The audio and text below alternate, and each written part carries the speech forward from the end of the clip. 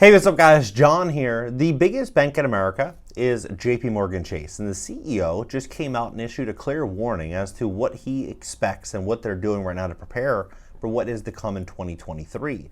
I believe this is a clear signal that everyone should be paying close attention to and getting ready with good credit, with cash on the sidelines, ready to allocate capital and to buy distressed real estate and to invest. The reason for this is I think we're going to be entering a once-in-a-lifetime opportunity to do just that over the next couple of years. And if you miss that opportunity, it's going to get much, much harder, because what I believe is very likely to happen is corporations are likely going to start acquiring more and more and more property. And once they get this property, are they going to list it on the open market for sale to the general public? No, they're likely only going to sell it amongst each other over the coming decade or two.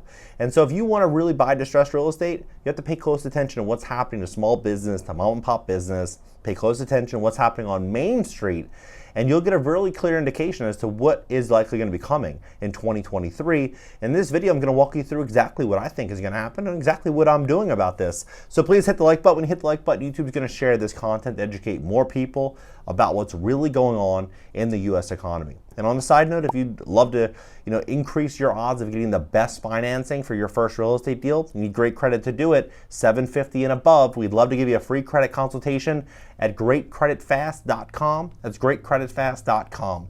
Take a look at this. America's biggest bank, JPMorgan Chase, they have a balance sheet of $3.38 trillion, right? The CEO, Jamie Dimon, sees Fed hiking rates the highest in 15 years, but warns that it still might not be enough to tame inflation. JPMorgan CEO Jamie Dimon expects the Federal Reserve to hike rates to 5% and hold them there for several months, but warned even that may not be enough to bring inflation back under control. His forecast comes as residual pandemic savings that have been propping up the consumer spending start to run out next year, with the Fed rate hikes weighing further. Inflation is eroding everything I just said, and that $1.5 trillion will run out sometime mid next year. Dimon told CNBC on Tuesday, so when you're looking out forward, those things may very well derail the economy and cause this mild to hard recession that people are worried about. Comments from Fed Chair Jerome Powell and other central bank officials have left Dimon expecting a peak rate of 5%, which would be the highest since 2007. He then sees the Fed holding rates at that level for about 3 to 6 months, but added that might not be sufficient. Other risks to the U.S. economy include the central bank's quantitative tightening campaign, persistent and stubborn inflation, geopolitical tensions that could worsen oil, food, and humanitarian crisis, according to JPMorgan chief. We've not had a war in Europe like this since 1945, and back then we said never again. Add to that, by the way, a lot of emerging market countries that a lot of people don't focus on are going to pay a heavy price for a strong dollar, higher rates, and higher oil prices. And so that stuff is really significant. I don't think we've seen that kind of turmoil in the global world for a very, very long time. And right now, 50% of Americans have under $500 in emergency savings. So 50% of the U.S. economy right now is under $500 in savings. We're entering the holiday months. What's ultimately going to happen in the holiday months? More people are going to be inclined to go home, to travel, to see their friends and family, to buy presents, to put everything on a credit card. I personally believe we're going to see utility bills rise and everything is going to, get more expensive during the holidays. And what do people do when they don't have money? They don't have much money. They're going to put it on a credit card. And right now, credit card interest rates are the highest they've been in 30 years, since 1987. And so we're looking at this. Right now, Americans' personal savings rate hit a 17-year low. 17-year low. And right now, total household debt, $16.51 trillion. $16.51 trillion in Q3 of 2022. Higher interest rates lead to expensive credit card debt during the holiday season, right? And we're looking at all this information. The 1 in 6 Americans are behind on utility bills. Here's what to do if you're one of them. This is what I think is going to happen. First, I think we're going to start to see auto repossessions continue to increase. I think we're going to start to see credit card defaults continue. I think what we're going to start to see here is this real big change in the middle class, to put it lightly. Credit card delinquencies, charge-offs rise on a path to normalization. Here's what you should be doing, though. If you're renting, or maybe you own a home, maybe you are looking for a defensive plan, a strategy, something to put yourself in like an isolated place where you couldn't be touched financially. Maybe you're looking to buy a duplex or a fourplex. You're looking to reduce your monthly expenses so that you can just weather the storm going forward. This is what I think is going to happen. So right now, a percentage of mom and pop properties, 41%, right? Mom and pop landlords own 20.5 million rental units. Of the approximate 50 million rental housing units in the United States, around 41% of the rental units are owned by mom and pop landlords. Also individual investors and landlords, right? 41%, 20 million properties, 20 million units. And so we're looking at that, we're like, okay, well, 40% of the US small business owners say they couldn't pay rent on time or in full in the month of November. 40%, right? This is from Washington Examiner, Seeking Alpha, same thing, Bloomberg. Bloomberg, in October 31st, they said more than a third, right? 1 month later, November 28th, now it's 40%, right? So, well, more than 40%. And so what I believe is going to happen, very, very clear, very easy to understand. These 2 to 4 unit properties, they're going to start hitting the market, I believe, in record scale, right? And these properties you can finance with 30-year fixed rate mortgages. 5 units and above, you're not going to be able to get a 30-year fixed rate loan. But these products, these properties, you can do that. So if you have great credit, these properties start coming down in value because the interest rates are going to continue to rise and they're not going to cash flow on these high valuations.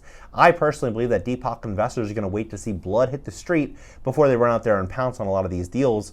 What I think is going to happen in Q3 is that we're going to start to see this debt bubble really pop. And people are going to start liquidating, whether it be liquidating inventory from their small business, start selling properties, selling their homes, getting rid of cars.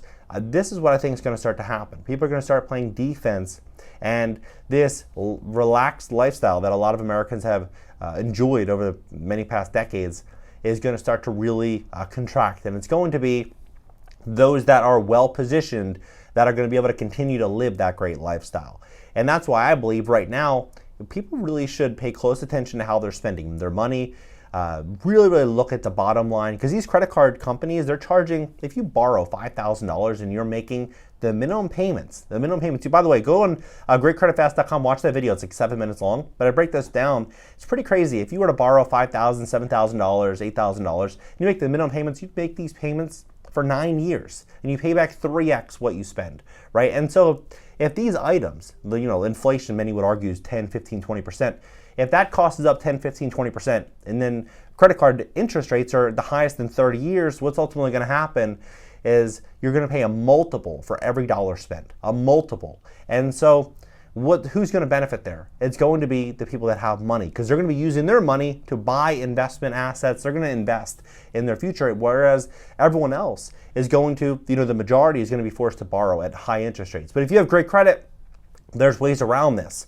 Like you could do balance transfers. You can do creative things, because what ultimately happens when you have great credit, banks want to issue loans to you because they view you as lower risk, right? They issue you as lower risk. And so they want to do business with you. When you have bad credit, 500, 600, 650, fair to bad credit, it gets much more challenging because they view you as someone that could offer them more risk, and because of that, they're going to charge you a much higher interest rate. And so this is what I think is going to happen in 2023. We're going to start to see a ton of opportunity hit the market for investors that want to go out there and invest in property, that really want to go out there and make some big moves. It's going to be the time to do it in 2023.